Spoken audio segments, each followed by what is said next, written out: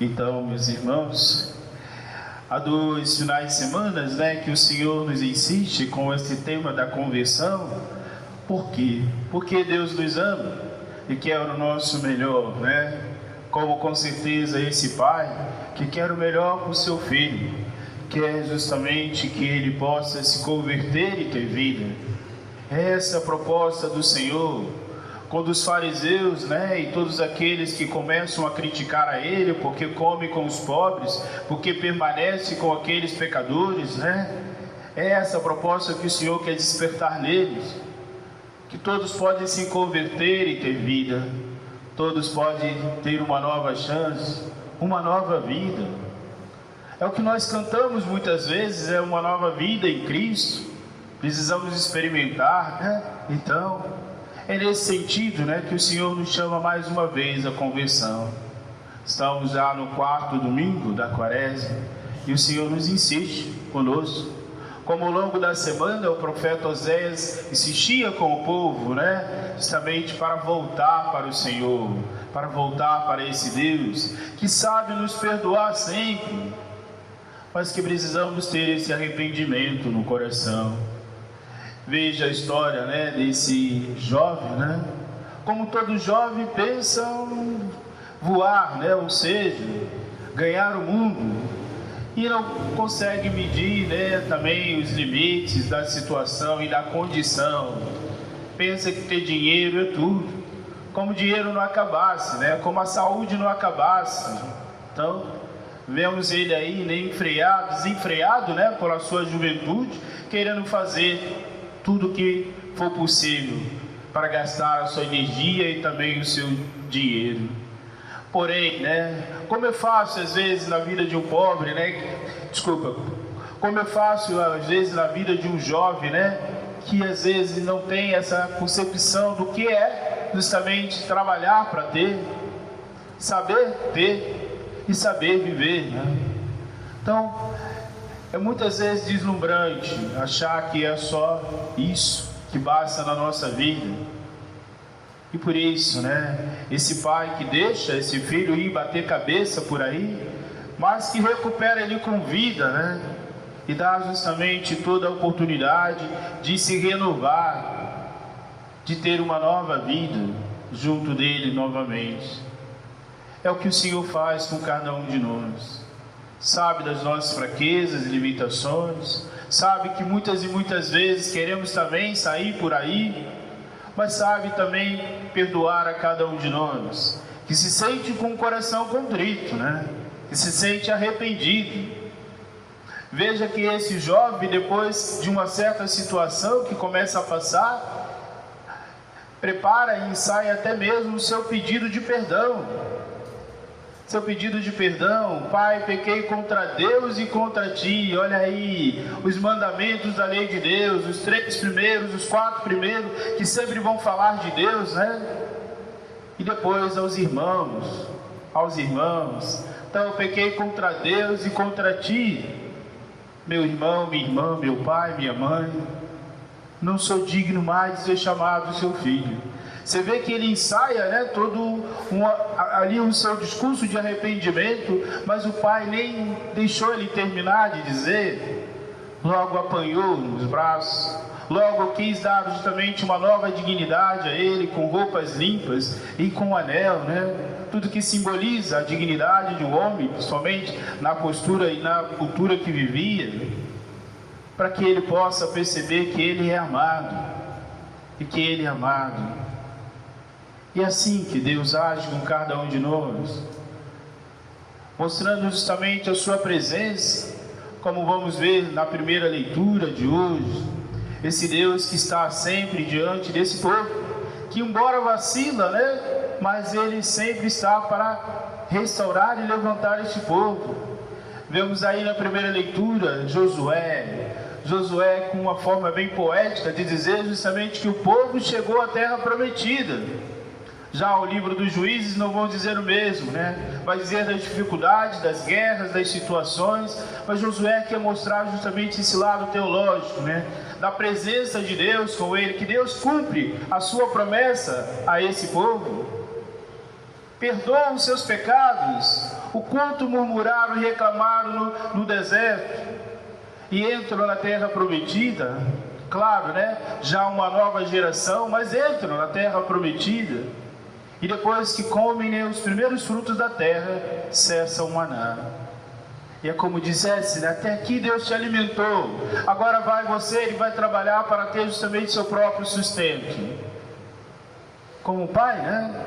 Vai levando o filho até um dia, agora precisa ir, né?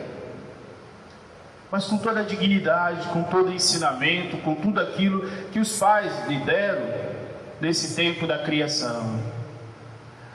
Há um vídeo, né, que o rapaz chega e diz assim, ao fazer 18 anos, agora é assim, assim, assado, e aquilo outro, né? A mãe diz assim só para ele, engano seu. Enquanto estiver aqui debaixo do meu teto, as leis e as regras são as minhas. Não estão errado, não estão errado.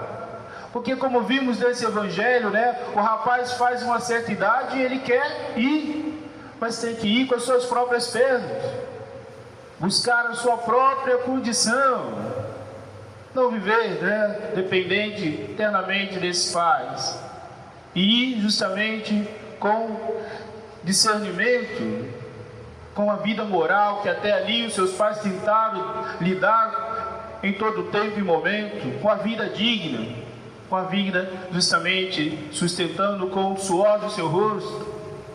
E é isso que esses pais querem, é isso que Deus quer para cada um de nós, que possamos crescer e não diminuir. Mas esse Deus é rico em misericórdia, como vimos na primeira leitura, que sustenta aquele povo até eles chegarem à terra prometida. E faz todo o possível para que ele se torne uma nova criatura. Não lembro agora o livro, né? Mas vai dizer, ele vai mostrar a eles como eles devem se comportar a partir dali, como devem seguir a partir dali.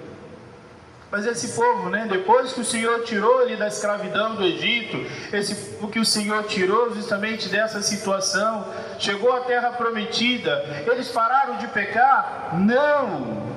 Continuaram muitas e muitas vezes negando a esse Deus.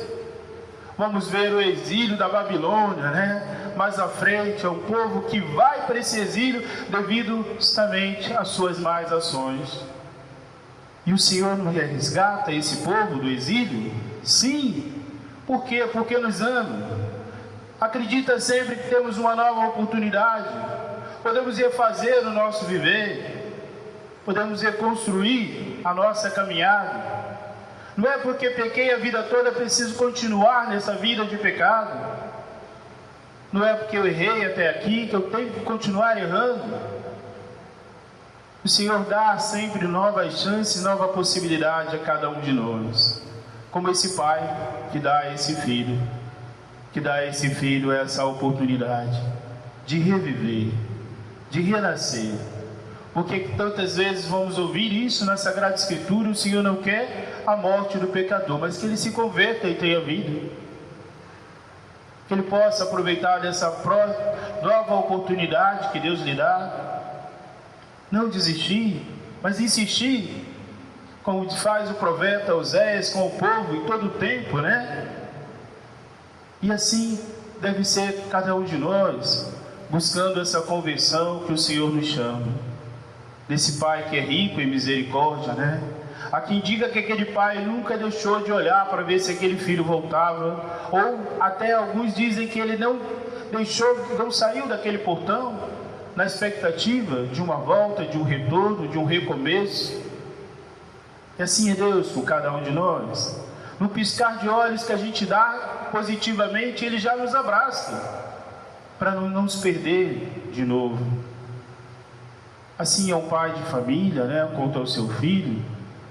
Às vezes a gente vê pais que choram mesmo, outros que batem, né, principalmente no seu filho, por ver que entrou numa vida errada e ele tanto falou, e tanto pediu, e tanto fez por aquele filho.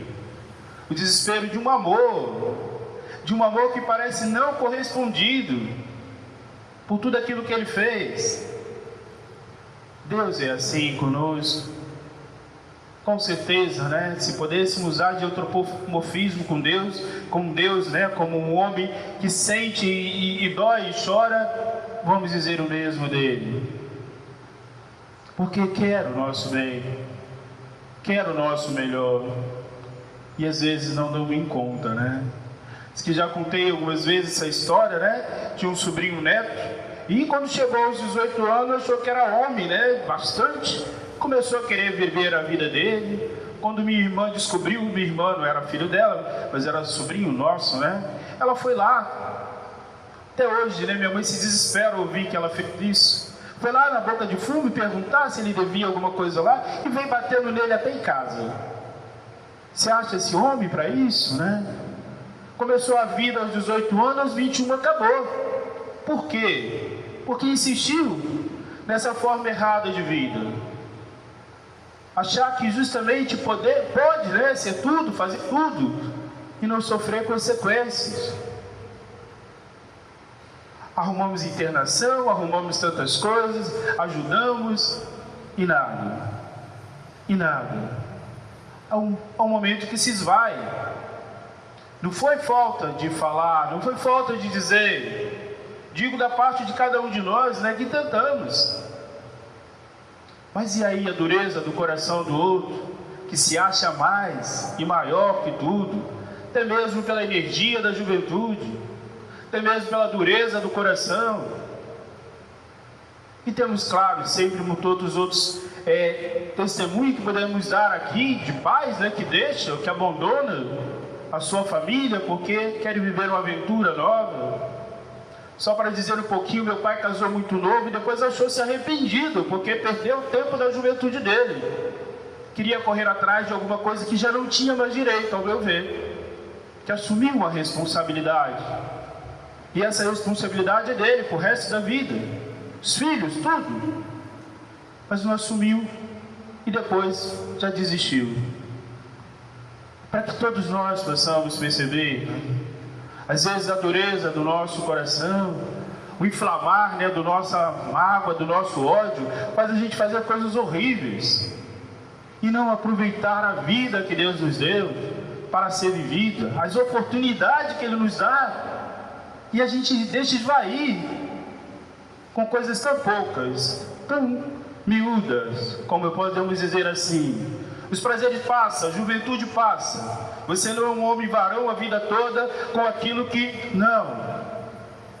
Digo, podemos até dizer algumas fases que há a vida do homem, né? Então, para que nós possamos perceber o que Deus nos chama, o que Deus nos dá como oportunidade de conversão. O que Deus pode fazer por nós, se nós nos abrirmos o coração. É desse jeito que o Senhor quer nos salvar.